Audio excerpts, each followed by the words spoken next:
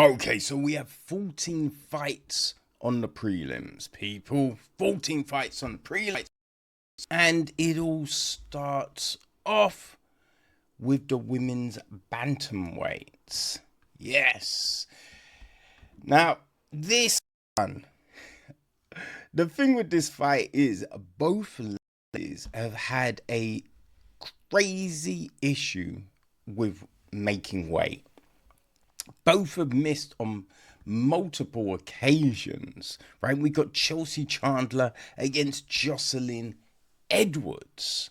So, I mean, the big question is, who's going to be victorious on the scales here? You know what I mean?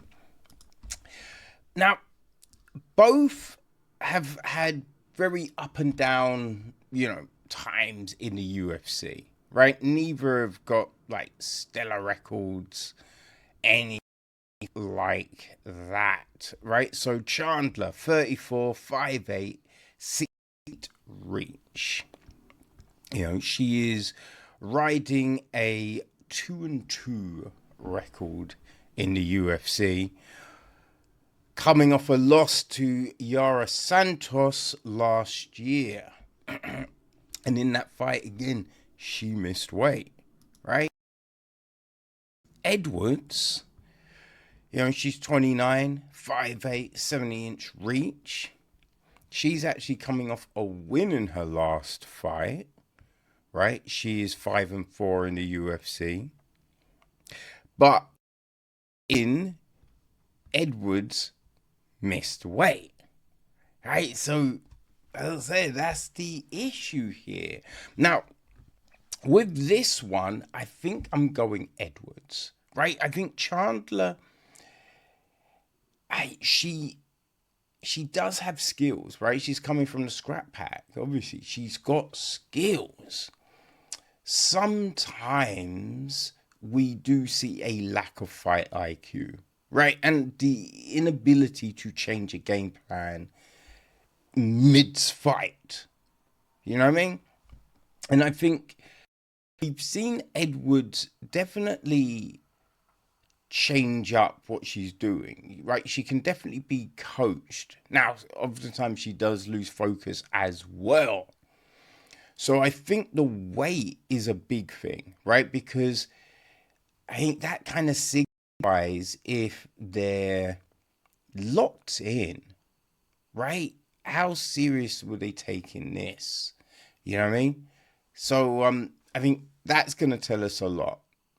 But I feel I'm going Edwards to get the win. Now, let's see what actually happens, I think that's the problem with all of this. It's very much dependent on how we can see the fighter on the scale sometimes. So we jump to the featherweights next, right? After their impressive showings last time out, right? Featherweights are back.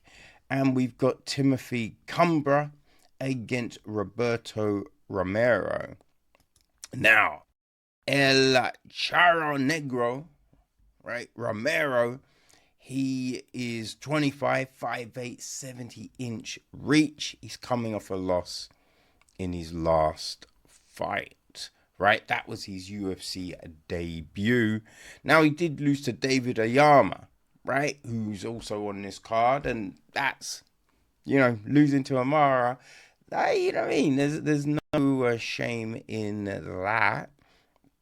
He's won by knockout. He's won by sub, right? More knockouts than anything. But, those were on the regional scene. So he is going up against Twilight Timmy Cuamba. I'm not sure about the nickname Twilight. Because he like vampires or werewolves? I don't know. Right? I don't know. Now he's 26, 5'9", 71-inch reach. He's coming off 2 losses, right? His 2 fights in the UFC have not gone his way. You know, he lost to Balji Oki and Lucas Almeida. That debut was a split decision. He's won by stoppage, mostly. When he's been finishing, he's had unanimous decisions, all of that kind of jazz. Yeah, it's a tricky one. Both definitely need a win. You know what I mean? Both definitely need a win. I think I'm gonna go with Roberto, just because I think he's probably got more ways to win. But they're both early in their career, kind of. So,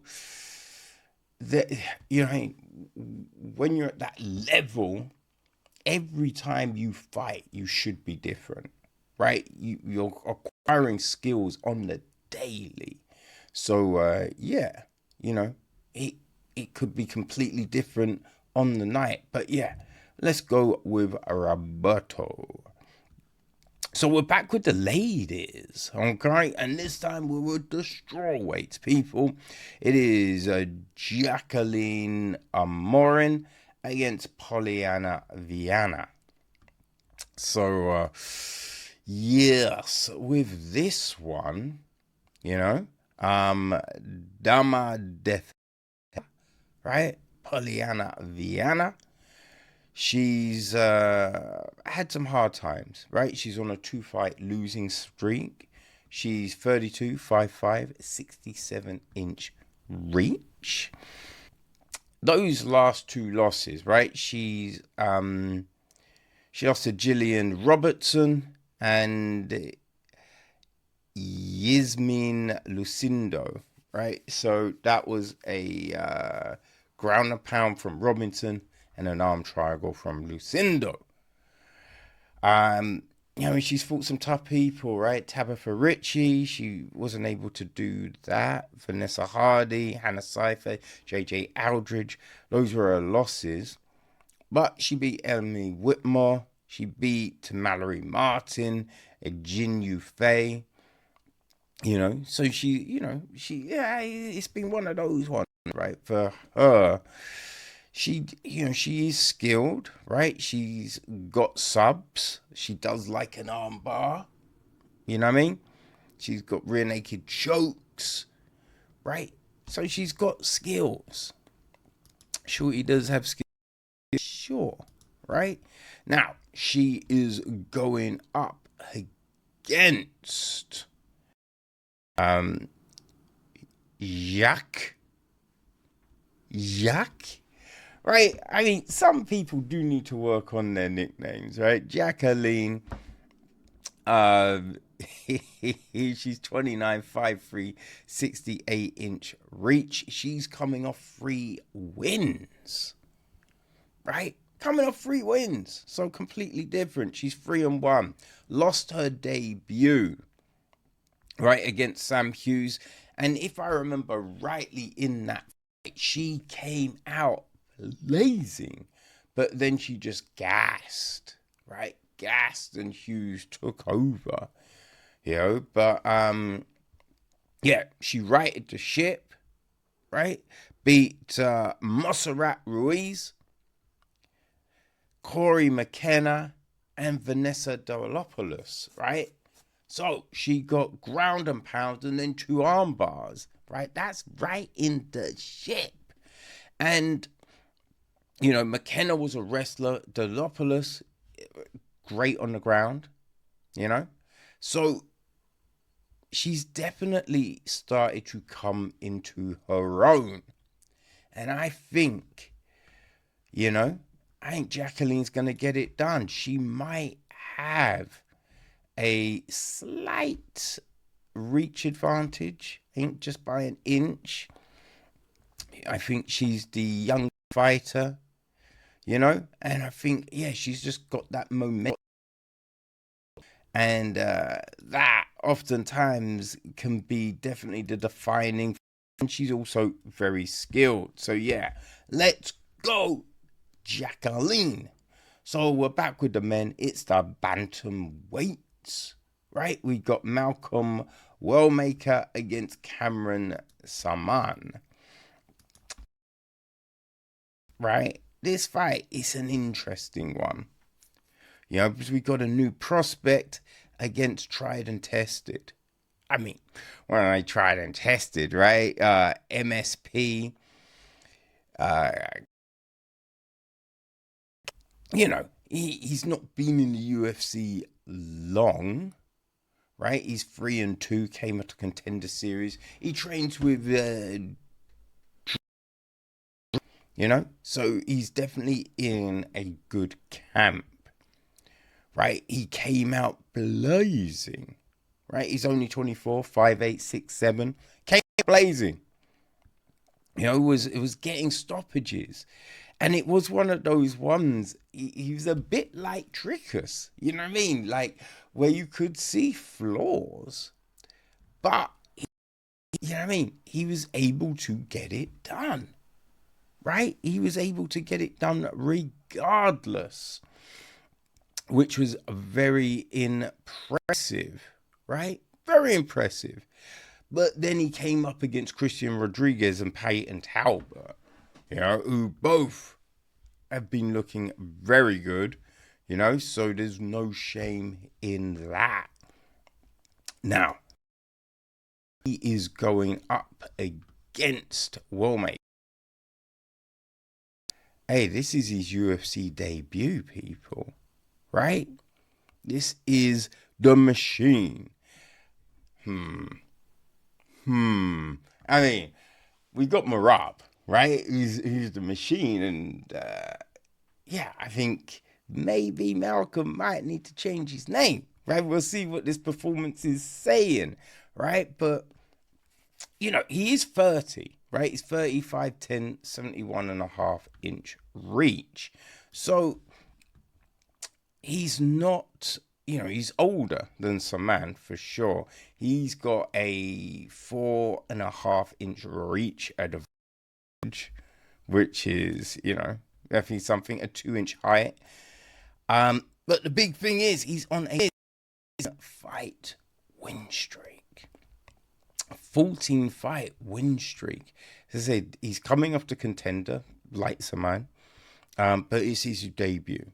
So there is, you know, there could be those jitters, but I think the big thing here for Wellmaker, you know, he's been knocking people out, right? He's got subs, you know, which is all good.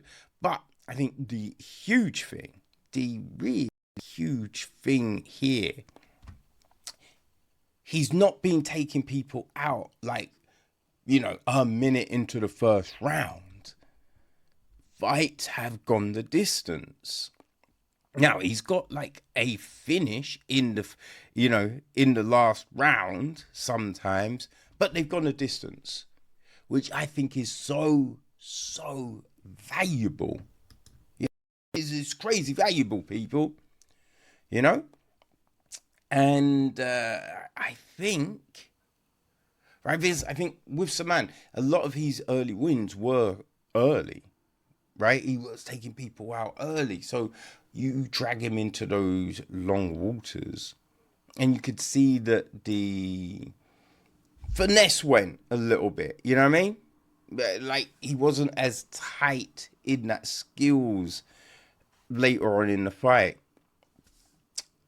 And I think Wellmaker, coming off of, you know, that streak, right? Having that confidence, right? Knowing he can go the distance. I'm going to go with Wellmaker, people. I mean, I'm going with Malcolm making a successful debut. Let's see what the fuck happens. Okay, so we are seeing with the bantamweights here, right? We're staying with the bantamweights, and we have got, who have we got? Who have we got? It is Damon Blackshear, Heili, right? The Mongolian Knight. He's 33, 5'5", 66.5-inch reach. Now he's 5-2 in the UFC, coming off a win in his last fight, right, against Keishon Rodriguez. He lost to Chris Gutiérrez, who's also on this card, but yeah, he won a couple, drew one. He's not had a bad time in the UFC. He's got some good wins. He's definitely had some tests, right? Now, obviously, he's not fought at the top of the rankings, but we've been able to assess that skill set, Now, all right, the monster is 35, 10, 72-inch reach. Whew. All right, he is a monster. And he's coming off the back of 2 wins. All right, he's 4-3 in the UFC with 1 draw, which on paper you might think, I don't know, it's not the best, but right, I think he's righting that ship. He had back-to-back losses, Mario Batista and Montel Jordan. No shame in that, right? No shame in that. He did pull off one of the rare twisters in the UFC against Jose Johnson, right? That was back in 2023. He's won via stoppage. He does like a sub, does like a rear naked, that might be his favorite, but he's got guillotines, he's got triangles, he's got that full gambit and that twister. And his last 2 have been subs, right? Cody Stamann, rear naked. And then Cody Gibson, Kimura. He doesn't like a Cody, right? Doesn't like a Cody. He fought last year, early this year, right? He fought in March. So this is a quick turnaround for Damon. Very quick turnaround. And I think that, right, and obviously the confidence that he's now, I think that's going to give Blackshear the impetus to keep the boat going. I'm not sure that's the expression, but I'm going Damon Blackshear to get the win. So we jump up slightly and we got the featherweights, right? We got Chris Gutiérrez against Castañeda, right? I think I've said that right. John Castañeda, So, all right. Let's see what we're cooking with here, shall we? Sexy Mexi, right? 671-inch reach, coming off a loss in his last fight, right? Now, he is 4-3 in the UFC. Did come via the Contender Series. He lost to Daniel Marcus. Daniel Marcus is very good, right? It's been one of those ones. I think his biggest win probably Miles Johns back in 2022. He beat former WEC legend Eddie Wineland. He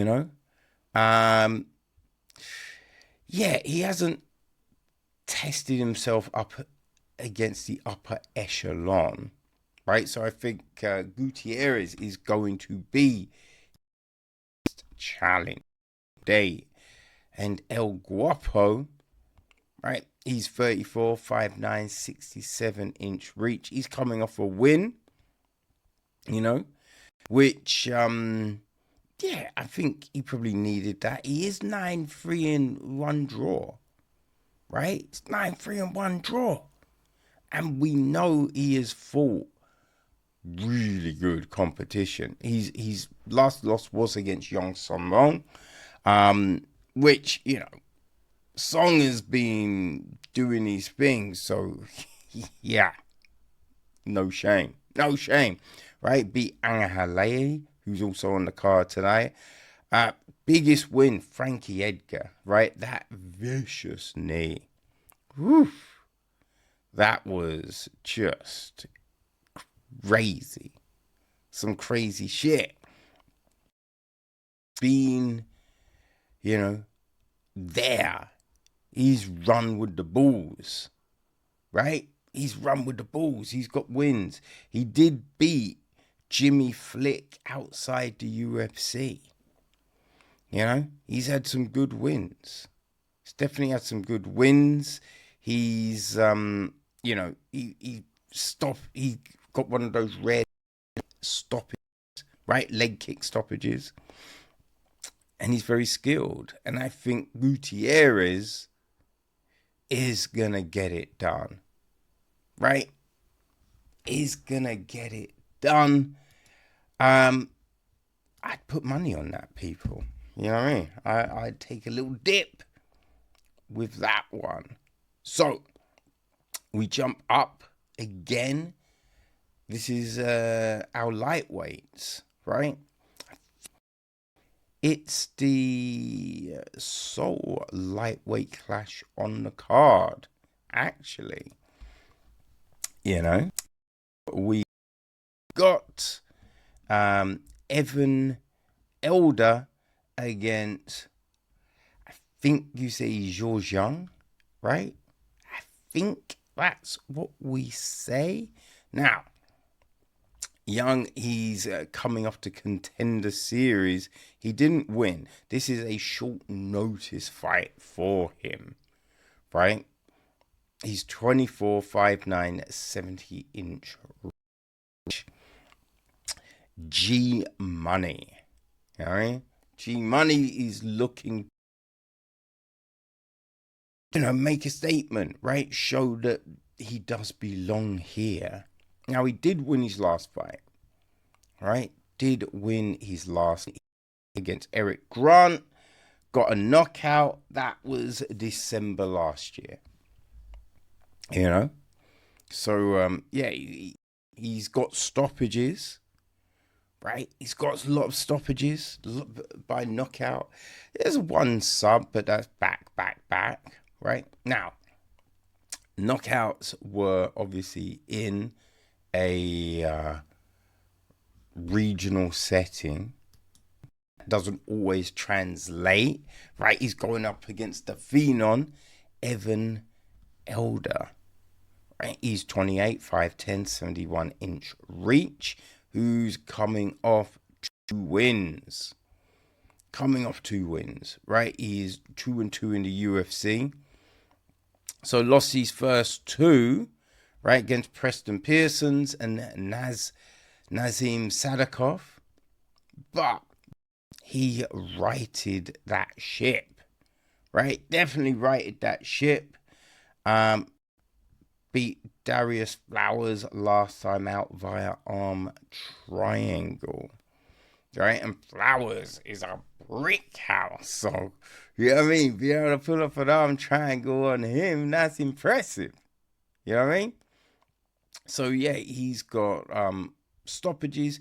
He does have a few subs, right? Again, on that regional scene. But it is what it is. Now, I think this is a really good matchup, right? Because they're both at a similar stage. So I think it's fair. I do think that Elder, right, probably, it looks like he has more tools. He does have 4 fights in the show. You know what I mean? Does have 4 fights in the show. So I'm saying Evan Elder is going to continue that current streak. And he's going to, unfortunately,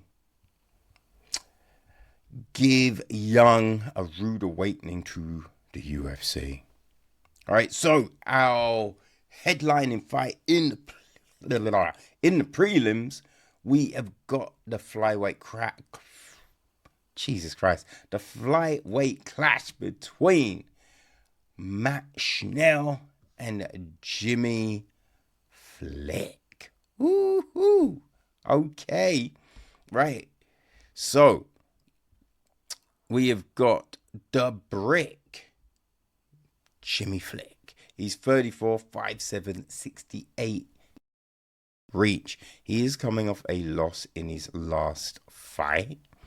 Right, he's currently 2-3 in the UFC. Came off the Contender Series. You know, that was against Nate Manez in June last year. You know, so there is that. He's beaten Malcolm Gordon, arm triangle. Not bad, not bad. Beat Cody Durden via normal triangle. Right, he does like a sub. Right, does like a sub. You know, and the arm triangle does seem to be, you know, where it's at for old Jimmy. Right? Now, he fought, as I said, he fought Gutiérrez on the regionals. Lost there. But, you know, he does have a good skill set, old Bricky. Old Bricky does have a good skill set. He's going up against Matt Schnell. And Matt, he's 35, 5'8", 70-inch reach. I mean, danger. It says it all, right? It says it all. He lives by the sword and he dies by the sword. Oh my gosh. Oh my gosh. It is, you know, a bit of a roller coaster watching Schnell fight. He's 6-7.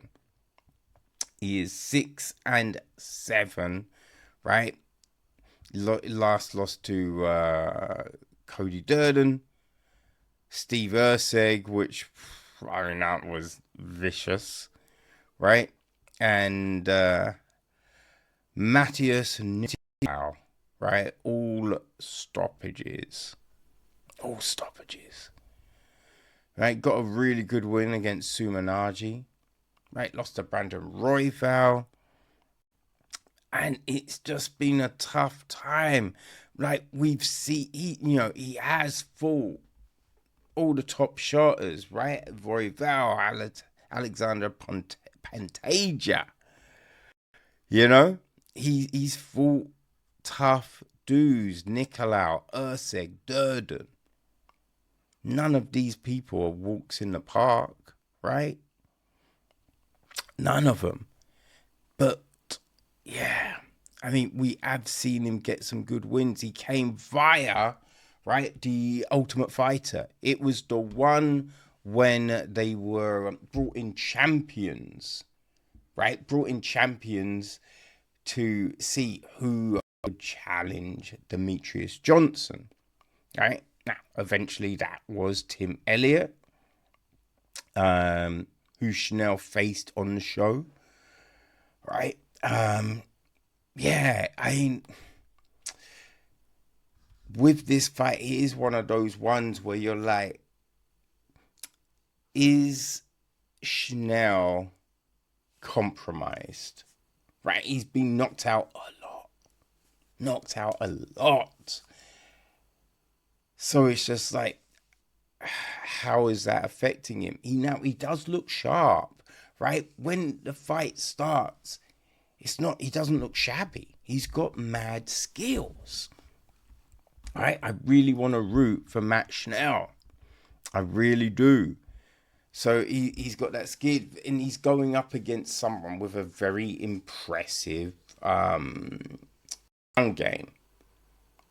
You know, and can take some punishment. So it's just, it's very tricky here.